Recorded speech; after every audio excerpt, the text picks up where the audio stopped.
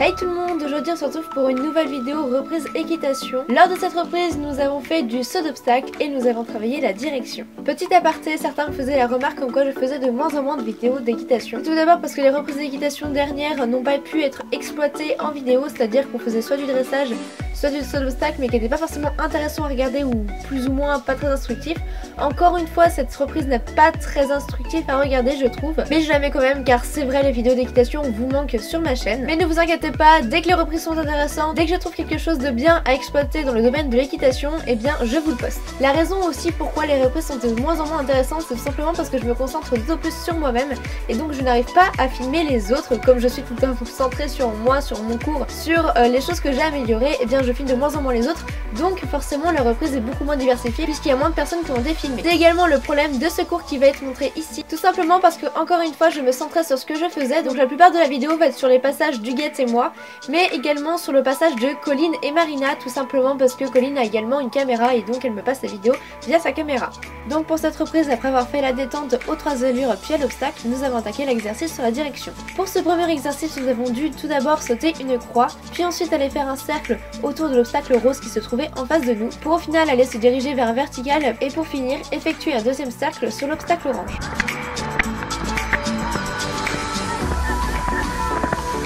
Oh.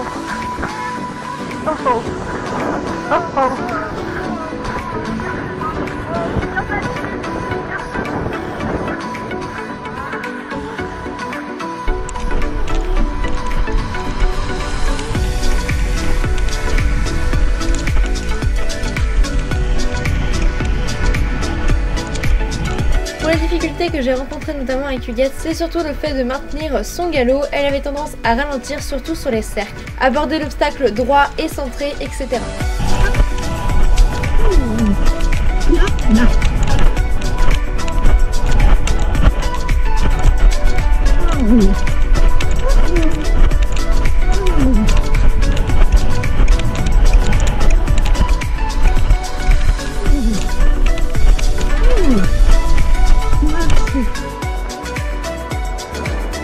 Pour le deuxième exercice, les deux premiers obstacles ont été les mêmes, donc croix et ensuite cercle à l'obstacle rose.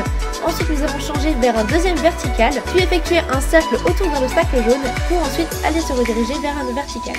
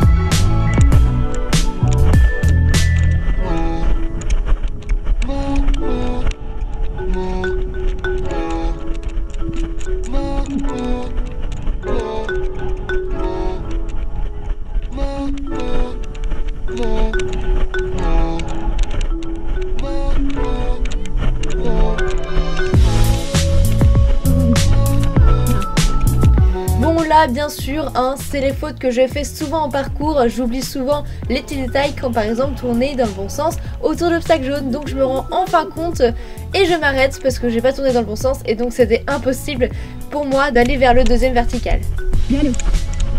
Là j'ai de la chance, j'ai une jument qui est à l'écoute de ma voix et donc je repars pour le dernier vertical.